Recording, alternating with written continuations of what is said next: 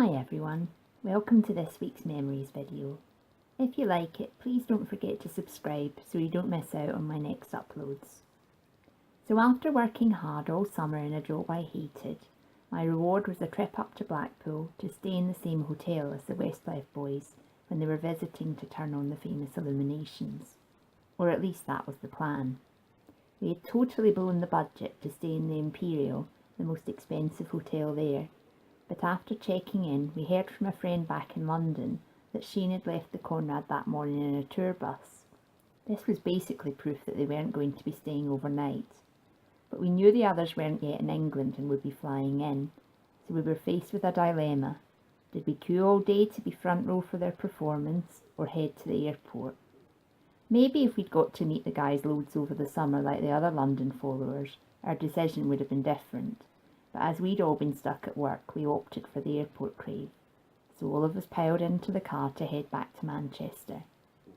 Unfortunately, the traffic was at a complete standstill, and we were still on the motorway at the time the flight we were aiming for landed, so we thought we'd blown our chances of meeting them until my friend called one of our Dublin contacts. The tension in the car was palpable as she dialed the number and started what appeared to be a fairly normal conversation with her. Then she said, "All right then," quickly followed by, "Hiya, so you're coming to Blackpool now?"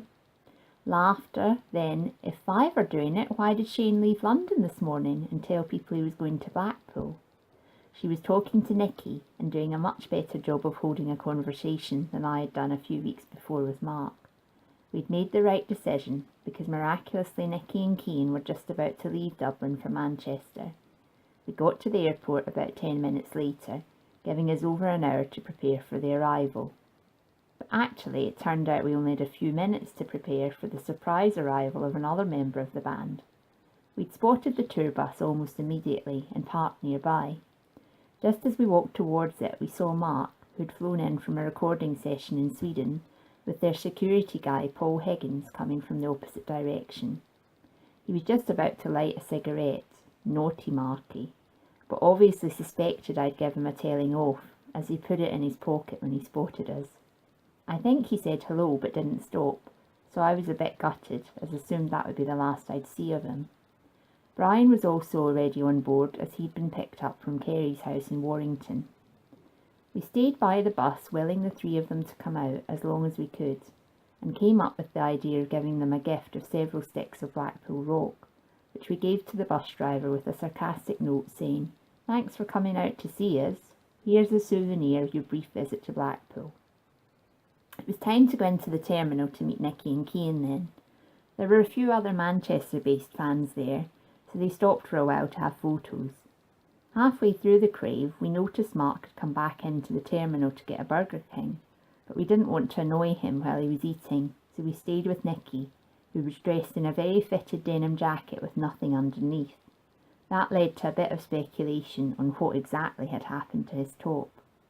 We had a nice little chat with him, and he asked us if we were from Manchester, but we said, "No, London," and he went into a Cockney accent and said, "London, baby." Mark arrived at the bus just a minute later, and he was in a really friendly mood. We couldn't help thinking he'd got out of the bus because of our note. Well, it was either that or his tummy was rumbling. You can see the effect being in close proximity to Marky was having on me from this photo my friend captured. And even in the posed one, I was obviously a bit overexcited, as didn't even remember which camera was mine. We also all got photos with Cian, but the note had no effect on Brian and Shane, though it turned out later at least Brian had a good excuse.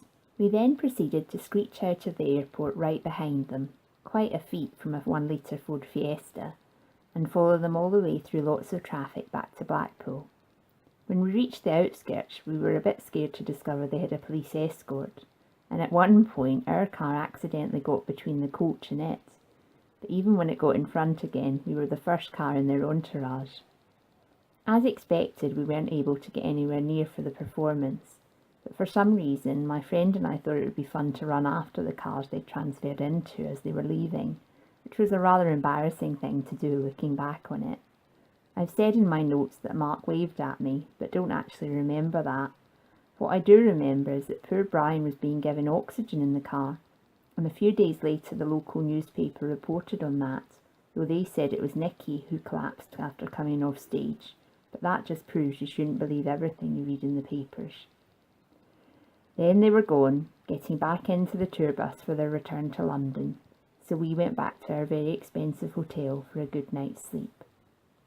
The next day we were heading back to London anyway, so thought we might as well check out the Conrad. We managed to see all of them except Nicky, but I think Mark was the only one who stopped, as Sarah, who had come out of retirement for the day, and I got these gorgeous photos with him. Thanks for watching, and please join me next week when I'll tell you all about Westlife's first ever gig at the O2, in the year when it was called the Millennium Dome. Bye for now.